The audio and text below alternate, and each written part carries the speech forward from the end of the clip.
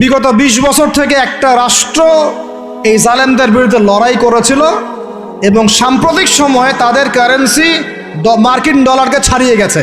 তারা কিভাবে পেরেছে এই তথ্য কি আপনাদের কাছে আছে?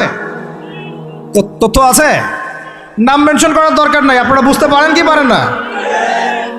এই মোল্লাদের দৌড় মসজিদ পর্যন্ত নয়, এই মোল্লাদের দৌড় হবে বাইতুল মুকাদ্দাস পর্যন্ত ইনশাআল্লাহ। ওইখানে নামাজ না পড়া পর্যন্ত এদের ঘুম হবে না ইনশাআল্লাহ। দেখে নিয়ে এখন কথা হচ্ছে তারা পড়লো কিভাবে? অনেক কারণ, যাকাত ভিত্তিক অর্থনীতি, তারপরে দ্বৈত অর্থনীতি, হালাল অর্থনীতি, দুর্নীতি কমানো, কৃষিভিত্তিক অর্থনীতি ৩ বছরের মধ্যে ঘুরে দাঁড়িয়েছে, মাত্র ৩ বছরের মধ্যে। সারা বিশ্বের অর্থনীতি এখন সুদ ভিত্তিক। এখান থেকে ঘুরে দাঁড়াতে হলে আমরা অবশ্যই পারবো, কেন পারবো না?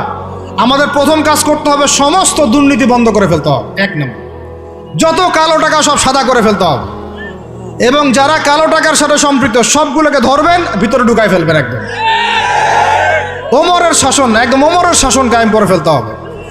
আমরা সে জায়গায় যেতে চাচ্ছি না, আমরা বলছি আপনারাই সেই কাজ করেন। আমরা উদাত্ত আহ্বান জানাচ্ছি, যেই থাকে উপরে। আমরা দোয়া করতে সমস্যা আছে? আমরা সে জায়গায় জোর করে যেতে চাচ্ছি না, অন্তত আমার এই ইচ্ছা নাই। আর আমি কোনো পলিটিক্যাল দলের মানুষও না, জীবনে করিও নাই, করার ইচ্ছাও নাই। আমার অনুরোধ, আমার আক্ষেপ, আমার আবদার হচ্ছে সমস্ত দুর্নীতিবাজদেরকে ধরবেন আর সাইজ করবেন। উমর রাদিয়াল্লাহু তাআলা আনহুর মতো সে যদি দাড়িওয়ালাও হয়, টুপিওয়ালা হয়, পাগড়িওয়ালা হয়, জুব্বাওয়ালা হয়, ইমাম হয়, তবু তাকেও ধরবেন, কোনো সমস্যা নেই। সমস্ত কালো টাকাকে সাদা করে ফেলবেন, দেখবেন এমনি বাইতুল মালের সম্পদ বেড়ে গেছে আলহামদুলিল্লাহ।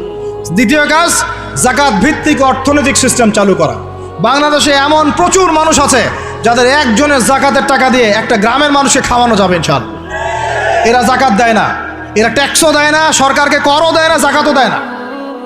এই ট্যাক্স ফাঁকি দেওয়া মানুষ, কর ফাঁকি দেওয়া মানুষ, এই জোচ্চোরদেরকে ধরতে হবে, ধরে এদের কাছ থেকে যাকাত আদায় করতে হবে, বাধ্যতামূলক যাকাত আদায় করতে হবে।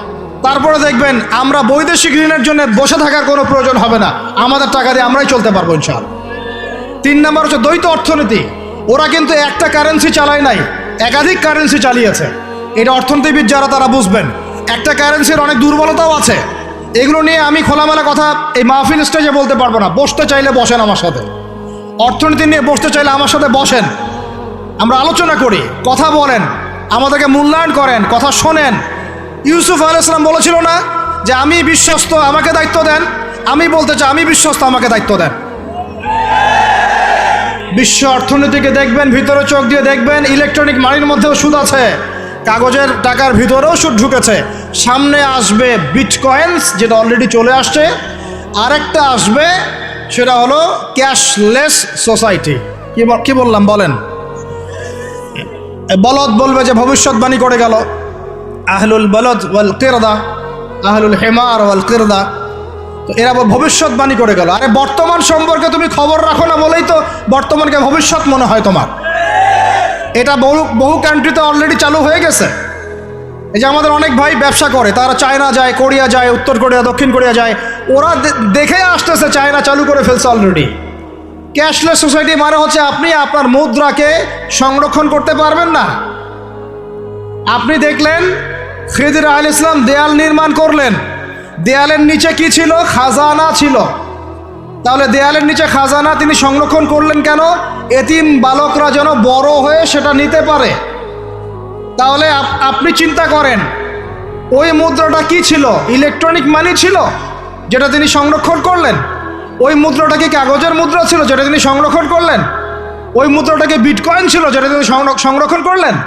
তিনি সংরক্ষণ করেছেন হয় গোল্ড কয়েন অথবা রূপার মুদ্রা। কারণ এটার মূল্য কমে যাবে না, এরা ২০ বছর পর বড় হলেও বাবারই সম্পত্তি ফেরত পাবে।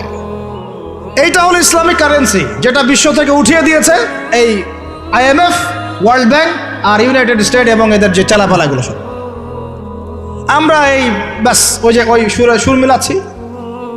ওরা কাগজের মুদ্রা দিয়ে সারা বিশ্বটাকে ডমিনেট করছে। তাও আবার এখানে আরও ব্যাপার আছে, কাগজের সব মুদ্রা আবার এক মানের না। একগুলো হচ্ছে হার্ড কারেন্সি, মানে শক্তিশালী কারেন্সি, একগুলো সফট কারেন্সি, মানে নরম কারেন্সি। বাংলাদেশের টাকা কোন কারেন্সি, হার্ড না সফট? এতটুকু তো জানেন। হার্ড কারেন্সি কি? মার্কিন ডলার। মানে মগের মূল্য, একটা কথা আছে না, মগের মূল্য। মগ কারা জানেন? হয়েছে যারা রোহিঙ্গাদেরকে মেরেছিল, ওরা এদের বলে মগ। আপনারা তো এগুলো জানেন না। ছোটবেলা আমাদের বাবা মারা ঘুম পাড়াতো না, খোকা ঘুমালো, পাড়া জুড়ালো, বর্গি এলো দেশে, মনে আছে? বুলবুলিতে ধান খেয়েছে, কি বলেন তারপরে? খাজনা দিব কিসে, মনে আছে? ধান ফুড়ালো, পান ফুড়ালো, কি জানি খাজনার উপায় কি, আর কটা দিন সবর করো নাকি, রসুন। এখানে কি বোঝানো হয়েছে আপনি বুঝতে পারবেন না, তো ইতিহাস পড়তে হবে।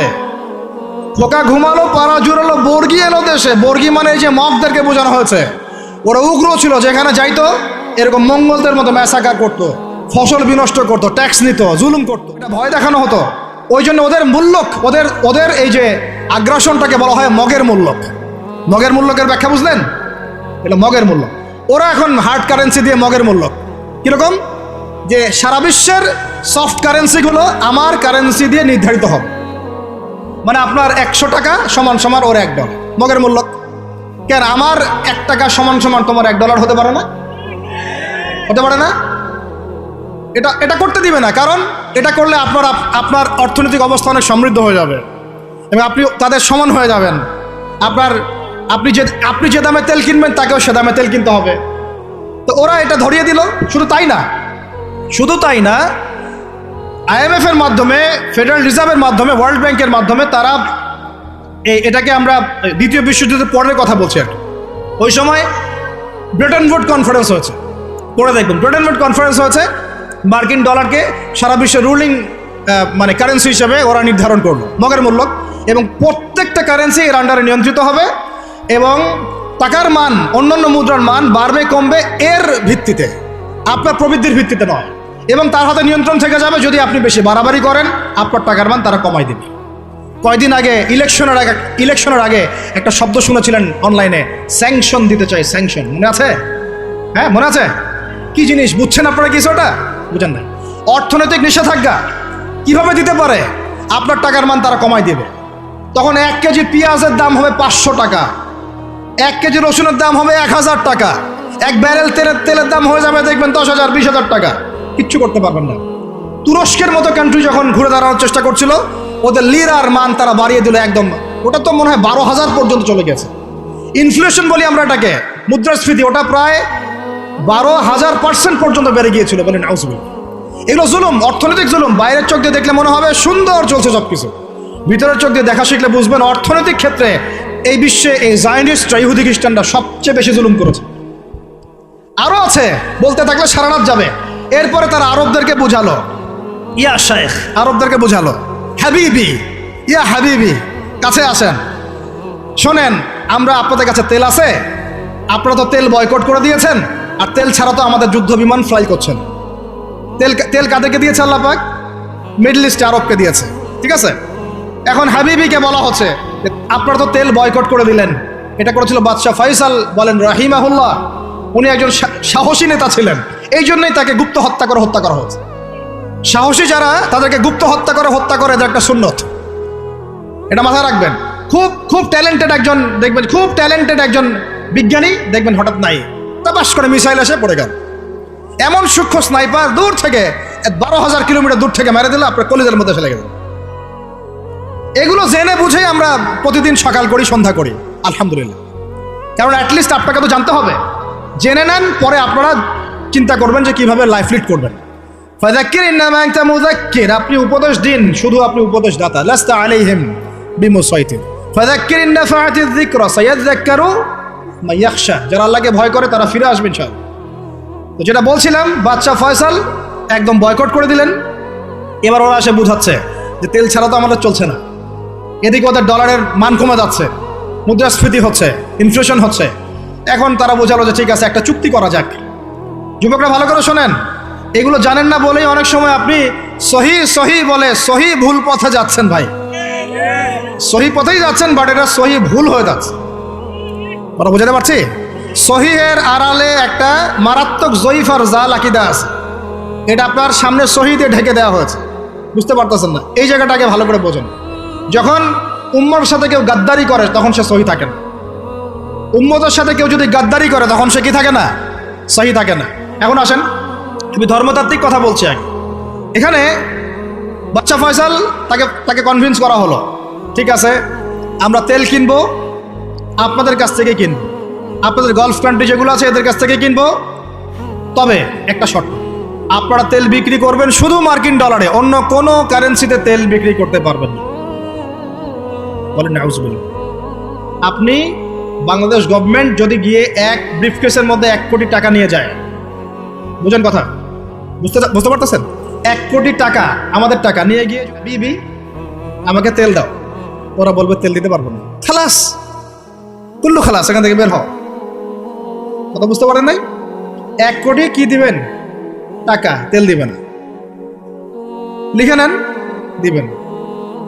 কিন্তু সেই 1 কোটি টাকাকে যদি আপনি ডলারে কনভার্ট করেন, ওটাকে ডলার দিয়ে কনভার্ট করেন, করে যদি বলেন হাবিবি তেল, তখন বলবে যে আসো তাআলিলাহি, তেল নিয়ে যাও, খালাস, কুল্লু খালাস। কথা বুঝতে পারছেন? তেল বিক্রি করব শুধুমাত্র ডলার দিয়ে, ডলার ছাড়া অন্য কোনো কারেন্সিতে তেল বিক্রি করতে পারবো না। এইটা পশ্চিমারা আরবদের সাথে একটা সন্ধি করলো আর কি, চুক্তি করলো। এই চুক্তির নাম হলো পেট্রো ডলার মনিটরি সিস্টেম। বুঝতে পারলাম? Petro dollar monetary system.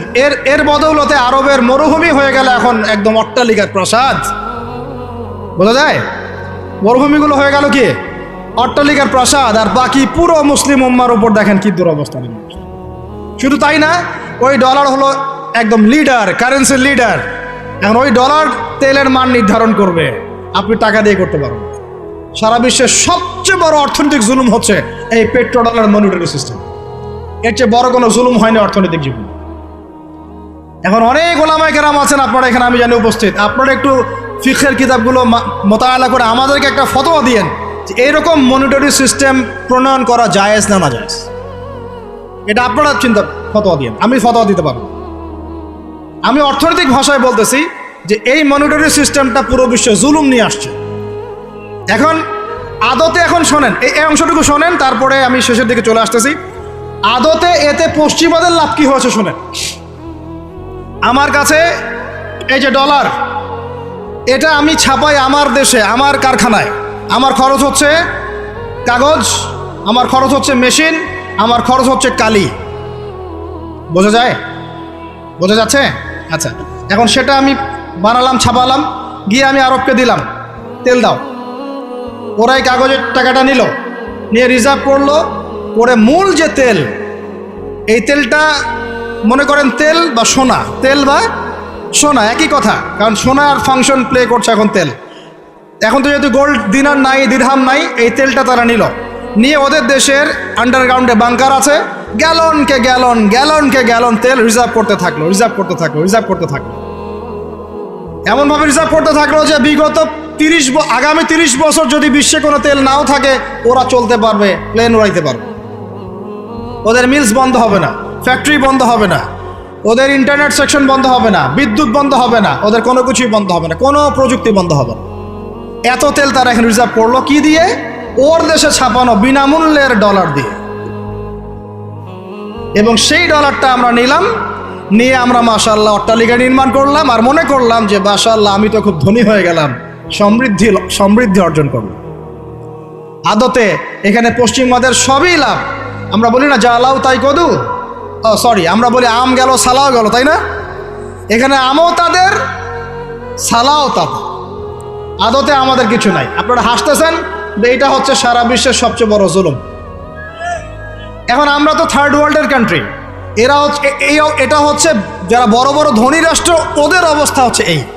আর আমরা যারা থার্ড ওয়ার্ল্ডের কান্ট্রি, উন্নত বিশ্বের দিকে এগিয়ে যাচ্ছে, আমরা যারা আস্তে আস্তে, যে পথে আমাদের দুর্নীতি বাধা, আমাদের এই যে নৈতিকতার অবক্ষয় বাধা, আমাদের মধ্যে আমানতহীনতা বাধা, এই বাধাগুলো আমাদেরকে আগাতে দিচ্ছে না।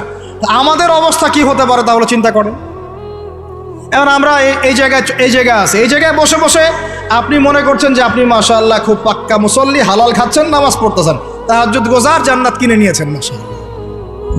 অথচ আপনার অর্থনীতি সুদভিত্তিক, এবং এই সুদভিত্তিক অর্থনীতির আন্ডারে থেকে কোনো বেসরকারি ব্যাংক পর্যন্ত 100% সুদমুক্ত সিস্টেম দিতে পারবে না। ফুল স্টপ, খালাস। আর এর উপরে আবার আছে ঘুষ, তার উপরে আবার আছে দুর্নীতি, তার উপরে আপনারা আবার মাপে কম দিচ্ছেন, তার উপরে আবার পণ্য মজুত করছেন, মার্কেটে ইচ্ছাকৃতভাবে প্রাইস বাড়ায় দিচ্ছেন, এই কাজগুলো করছেন। আমি শিক্ষিত একটা সমাজ পেয়েছি বলে কথাগুলো এভাবে মাহফিলে বললাম। এগুলো মাহফিলে কিন্তু আলোচনা হয় না। এগুলো কি মাহফিলে আলোচনা হয়? আমরা বিশ্বাস করি গাজীপুরের শহরের মানুষ, সব ঢাকার মানুষ, আপনারা সব বুঝেন, ইন্টেলেকচুয়াল অডিয়েন্স আছেন এখানে। এই কথাগুলো খোলামেলা বলার কারণেই ওদের দ্বারা পালিত কিছু তথাকথিত শায়েখ আমার উপর খুব ক্ষিপ্ত। এর আকীদা ঠিক না, এর মানহাজ ঠিক না, লেকচার শোনা যাবে না, ইত্যাদি ইত্যাদি। ঠিক আছে, আমারটা শোনার দরকার নেই, তোমাকে শুনতে কে বলছে? তোমার শোনার ইচ্ছা করে না, তুমি শুনিও না। যাদের শোনার ইচ্ছা তারা শুনবে ইনশাআল্লাহ। আর তোমার মতো কিছু মুনাফিক না শুনলে আমার কিছু যায়ও আসে না। ইনশাআল্লাহ মুমিনরা যারা, তারা শুনবে, বুঝবে, ইনশাআল্লাহ ওরাই প্রজন্ম গড়বে ইনশাআল্লাহ। আর আমাদের ভুল হতে পারে, ভুল হলে সেটা ওলামায়ে কেরাম সংশোধন করবেন। ওলামায়ে কেরাম যদি আমাদেরকে বলেন এটা ভুল হয়েছে, অবশ্যই মাথা পেতে নেব। আমরা আলেম ওলামার বাইরে নয়, ওলামায়ে মুহাক্কিকের বাইরে নয়। তাহলে আপনাকে কি আমি ভিতরের চোখ দিয়ে পুরো বিশ্বের রাজনীতি বোঝাতে পেরেছি? পুরো বিশ্বের অর্থনীতি বোঝাতে পেরেছি?